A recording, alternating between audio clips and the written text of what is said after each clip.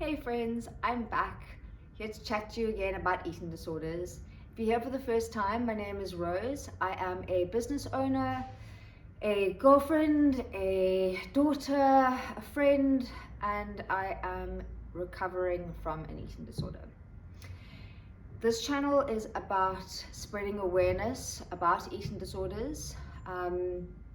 I have struggled with one since I was 13 years old, and I would just like to destigmatize this topic, share my experience and my understanding, and hopefully help someone. Today, I actually want to do the daunting task of chatting to you about my personal history. The reason I'm going to do this is because I'm hoping that maybe if I share my journey and my thoughts, that somebody might be able to identify and feel a little bit less alone. And if you are somebody who has a loved one who is suffering from an eating disorder and you're struggling to understand it, maybe this will help you to understand it a little bit further, as each one of us is different, but there are aspects of this disease that we share in common. So if I share my story, hopefully this will help you to gain a little bit more understanding. So I was born in Cape Town, South Africa, where I am still today.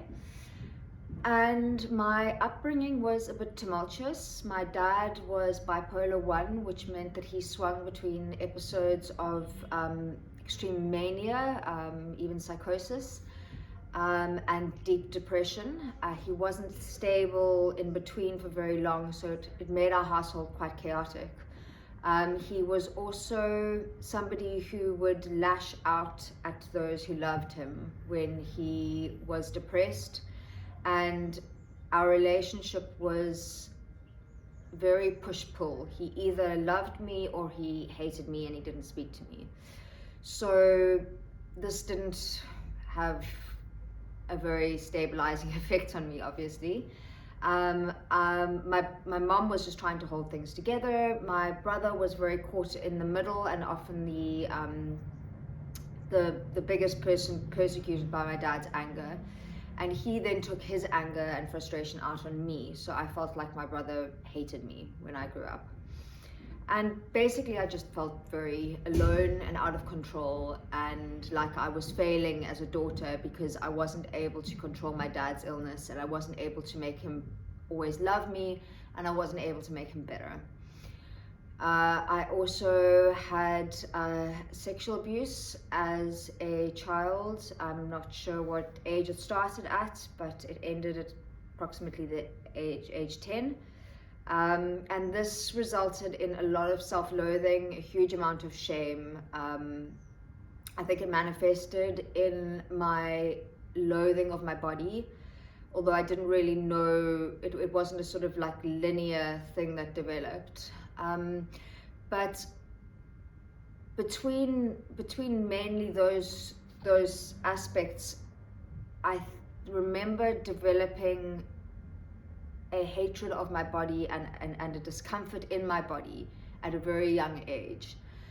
I also had silly little things that you wouldn't think would be such a big, perhaps such a big impact on someone, but they did, because I was obviously already vulnerable and predisposed. But my ballet teacher called me fat when I was 6, and that stopped me from ever going back to ballet or ever wanting to wear a leotard again. I was bullied a little bit at school, told that I was fat. And I remember from a very, very, very young age lying in bed and grabbing my fat tummy rolls and just imagining cutting them off with a pair of scissors, or just lying in bed fantasizing about if I had like 5 wishes, what 5 things I would change about my body. So at a very young age, I decided that if my body was better, my life would be better. I also remember reading books about these pretty girls who had these perfect lives and everything was happy and perfect, and they were happy and smiley and perfect, and their bodies were happy and smiley and perfect, and then I looked at the popular girls in primary school, and they seemed so happy and carefree and to have no problems, and these perfect functional families. And I gained this belief system that if my body was better, that my life would be better.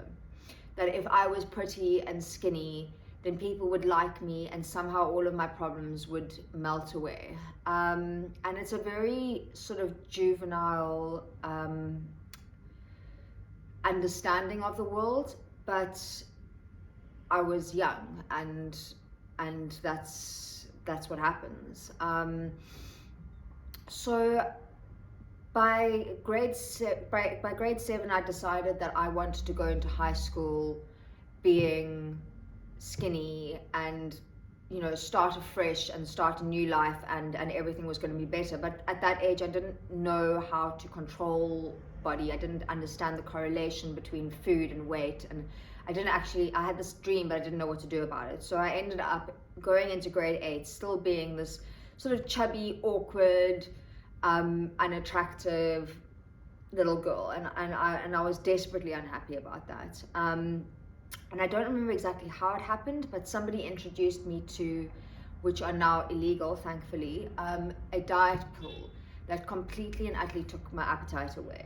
And this was the answer to my prayers. I took this diet pill. I didn't have the inclination to eat anything. I stopped eating, and the kilograms just dropped off me. Within months, I was getting attention from people. People were saying how amazing I looked. Guys were starting to notice me. Boys were starting to notice me. My older brother's friends were starting to notice me. I was getting complimented. I was getting noticed. And this was what I'd always dreamed of. So I carried on, and I got thinner and thinner and thinner and thinner, and the obsession with eating less and getting thinner grew stronger and stronger. And I didn't realize at this stage that what I was doing was being anorexic. I didn't have a name for it. It was just, I was solving a problem. The problem I didn't realize was an internal problem that I was trying to solve externally. But at first it seemed to work. The problem is that it came with it this massive obsession, because no weight was ever thin enough. Eventually people started to say, whoa, Rose, you're getting a bit too thin. My mom started to worry, but by then it was a complete obsession, and I was going to protect this new tool that made me feel powerful with my life.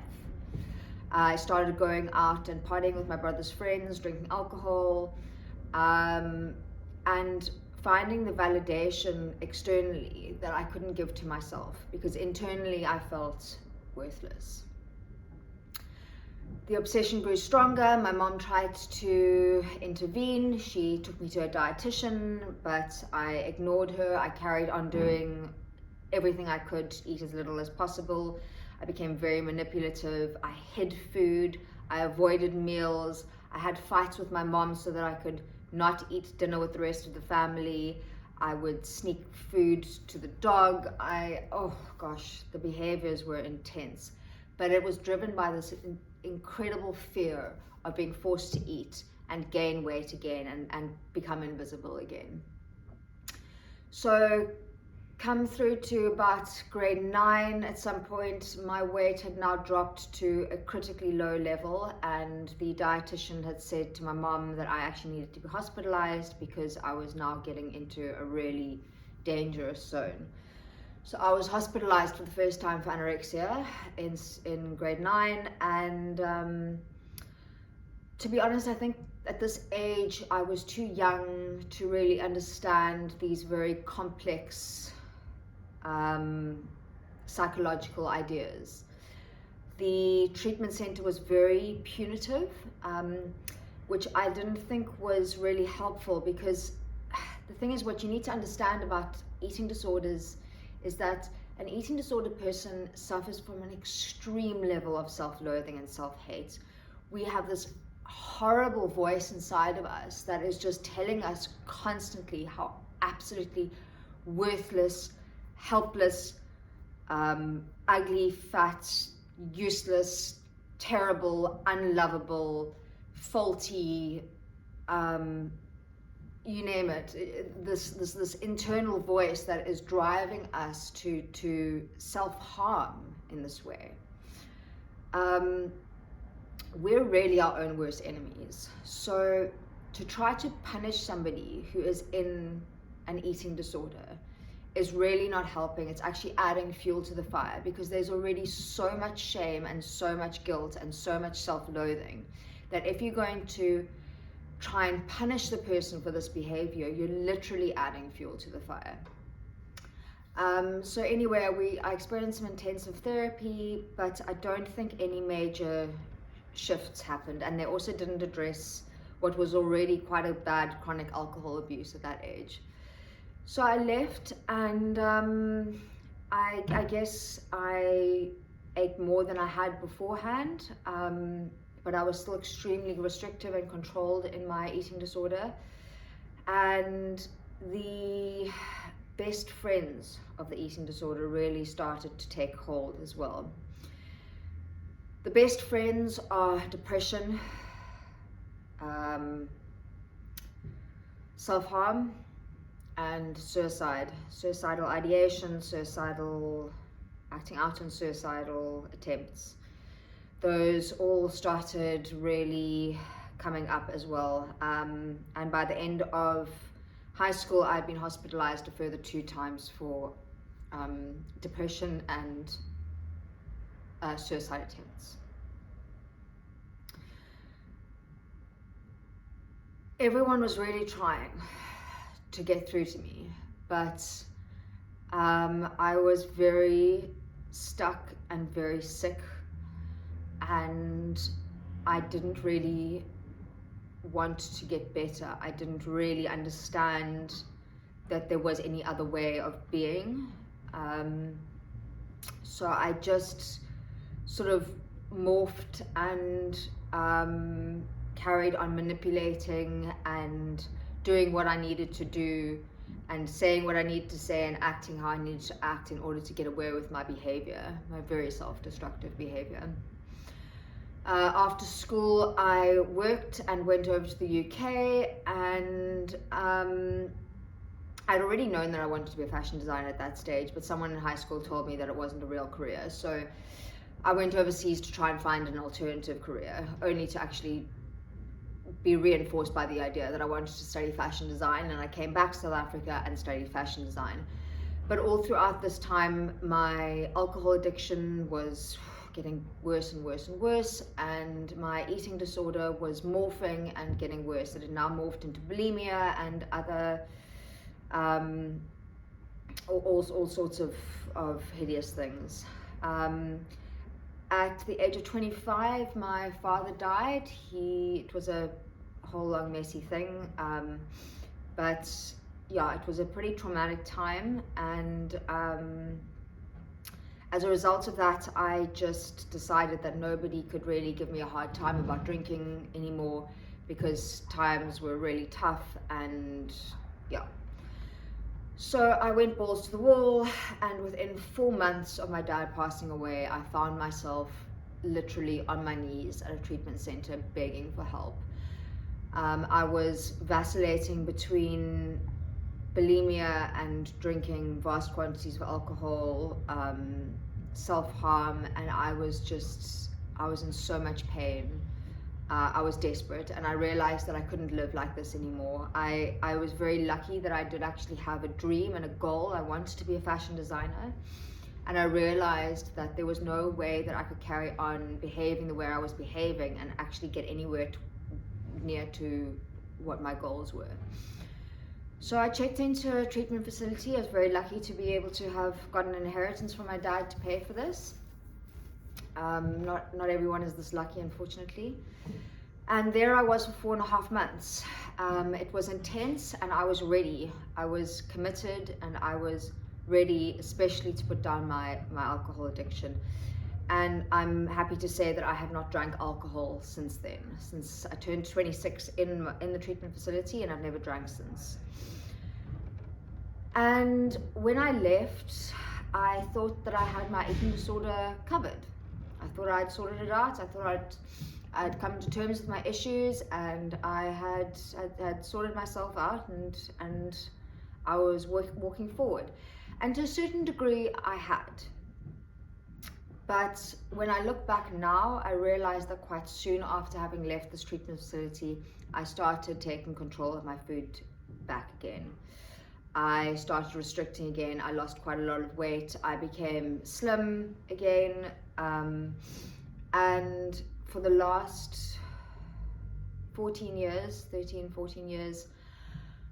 I have been in varying degrees of control around my food, from extreme stages of extreme restriction. COVID was bad. I was restricted very, very, very seriously then. Through times of stress, I tend to restrict a lot, and I've palmed that off to, well, I'm stressed and I can't eat and blah, blah, blah.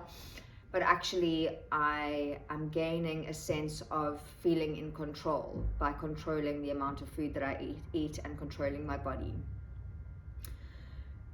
So basically, fast forward to recently, about 4 months ago, I decided that I was going to hand my food over to a nutritionalist friend of mine, and she's been holding me accountable to eating a reasonable amount of food, 3 meals a day and snacks.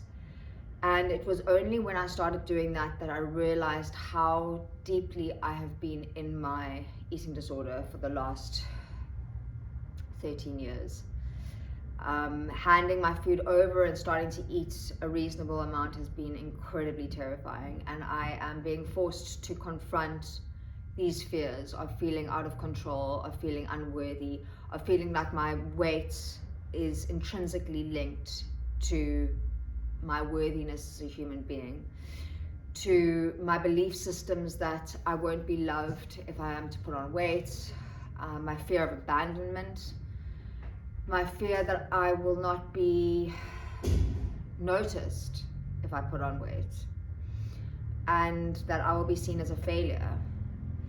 All of these deeply entrenched belief systems sound completely insane, but if you are somebody that's suffering from an eating disorder, I think that you will resonate with this and understand that these are the belief systems that we form when we start with our eating disorders.